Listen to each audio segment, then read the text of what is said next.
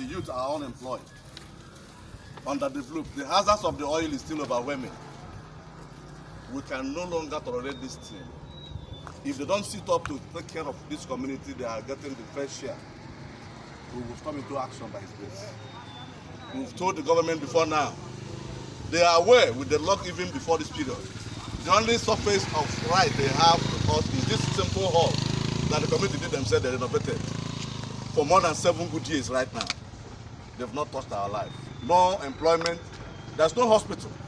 No good road you can see officially here. Our guys are not going to school. No electricity project. Not even a light. We are in darkness for more than 10 years right now. They are supplying gas to the oil facilities and the urban areas in the township. But the area of concern, we're in darkness. We are saying that government should come to our rescue unless they want to push us to the wall. We are keeping quiet actually because we are born that way. We are still neither Delta region. Our authority is kept into kind of quietness because we are very obedient to the authorities on the ground.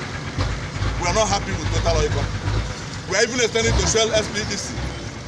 We are extending to the other facilities that are here doing oil, drilling oil in our place. The worst is that the companies that are working here, the sister companies, are borrowed from Port Harcourt. They parade them with military people. When they come, they go. We don't have anything to say. We are barricaded with a military base. About 4 military bases are taking care of our own movement here. We can't pass, we can't agitate.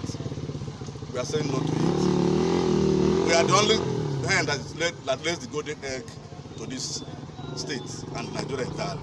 The first in Abia State and second in Federal Republic of Nigeria after Oloibiri. We are saying no to this injustice.